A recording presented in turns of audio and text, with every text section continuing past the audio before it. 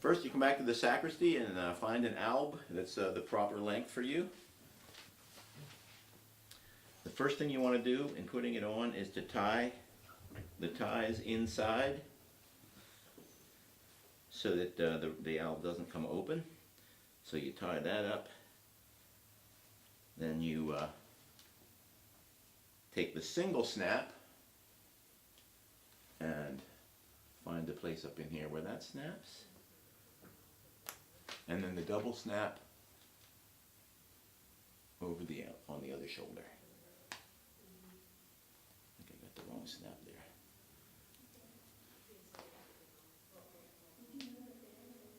Okay. Then for most of the albs, you take a cincture. These heavy ones, you just use them double like this. Just put them around your waist.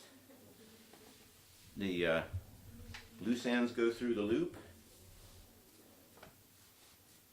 And you just do a simple knot up under here and down through.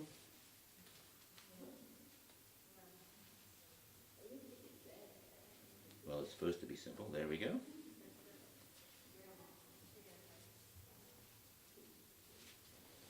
Okay. And then you may want to have your partner check your alb on the back to make sure that it's pulled straight and that it's hanging well. And you're ready to go. And the Bible.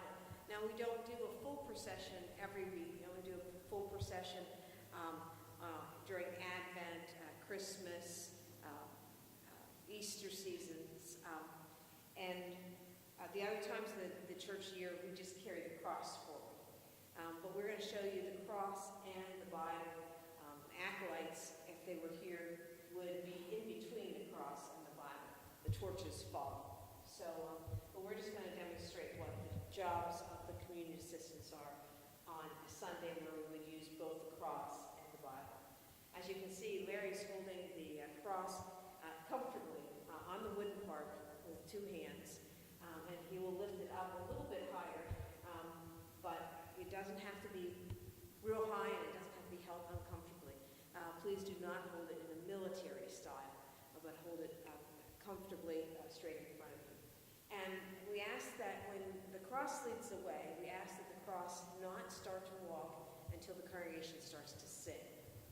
So even if Carol is playing music, we ask the cross bearer to stay standing until the congregation starts to sing. You might also want to be aware, if you're the cross bearer, of the procession behind you. If the acolyte's candle goes out or the pastors aren't quite organized, you might want to just wait a second and let the people behind you get organized before you begin. But let's say that the music has started, the congregation is singing, and everything's going normally. The cross would lead, the candles would follow next, and the Bible would go next. You would hold the Bible with two hands in front of you, like Linda is holding it right now. And just walk slowly at a regular pace, not too fast, not too slow, but leaving enough room in between the other people in the procession so that people are not bunched up against one another. The cross steps up, just like Larry did, and the candles would stop again on either side. And then as the Bible comes forward, we reference the cross, the pastors reference the cross, and when we move off to the side, the cross can be put in its proper place, which is right in that slot, right where it is. The Bible goes up on the pulpit. Now, because we read out of a smaller Bible that the pastors hold up in the air, typically we put the Bible on a lower shelf. On Easter and Christmas, we read out of that Bible in the center of the congregation. And so you could place it at any place, but it's kind of easier for you and for the pastors if the Bible's on the shelf in the pulpit. Then you come back down and take your places in the front here, and the next job you would do would be to assist at communion. The only exception to that is on a Sunday when there is a full procession like Easter or Christmas, and we would give you special instruction about that, but you just bring the cross and the Bible and the torches out into the center of the congregation at the reading of the gospel. Typically on a regular Sunday, you would just go to your spot here and participate in the worship service until it came time for communion. We are now having the acolytes sit on the same pew, and they are there so that if they're confused about something in the service, they may ask you questions about that. So it's a time for communion, and the indication to come forward is when we're done with the Lord's Prayer. At the end of the Lord's Prayer, when the congregation says amen and has a seat, the communion assistants come forward and go inside.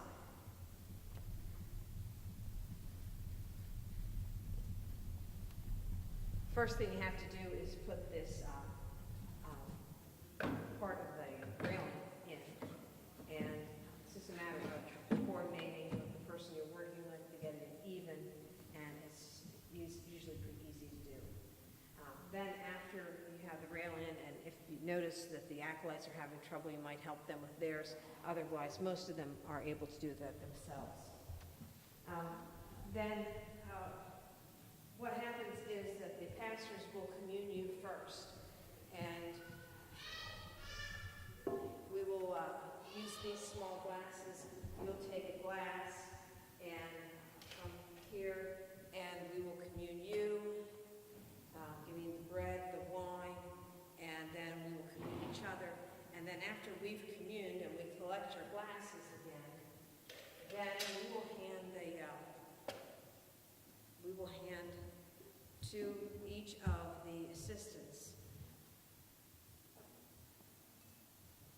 a chalice and a purificator. Now, when we hand them to you, they'll already have some wine in it. And so we'll pass those. And the main thing to remember, I'm not sure, can you see this, is if I'm taking communion, you would hold the cloth underneath the lip and try not to fill the cup all the way up. The quantity of wine that a person gets does not make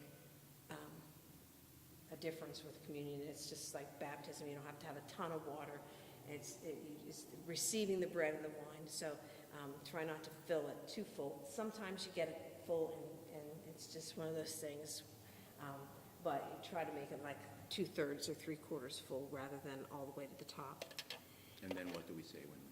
Oh, the words that you say is the blood of Christ shed for you. And you say that to each person that you pour for. The blood of Christ shed for you, for each person. Now, sometimes there's a confusion about who receives communion, and that should be clear if they have a cup. Occasionally we have children, and there is a question, and what we usually do is you can either look and notice whether the pastor has communed that person, or you can gently and quietly indicate to the parents of that child, do they receive, or sometimes a child is just holding the cup for their parent as a favor or something fun for them to do. And so the pastors or the person distributing the bread blesses the children, so the person pouring the wine does not have to do anything for a child that's not communing. You can just pass by them because they've already been blessed. There was one other thing related to, please follow behind the pastor, about 3 people behind.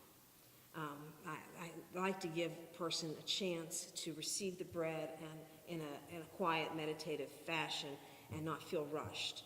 So if you would be about 3 people behind the pastor, that's about a good pace to keep. The other thing you have to know is if we have to leave the chancel area to commune somebody in the pew, please just follow along. If you've been following that particular pastor around the rail, just follow him out into the congregation as well. And the acolytes should do the same thing, hopefully. And we start at the front, and we work right to the back, and we just keep making that pattern. If someone comes to the rail late and you notice that the pastors have already started at the beginning, you either try to get the pastor's attention or just follow them, and the person will eventually get communion, because we'll come back to that spot again.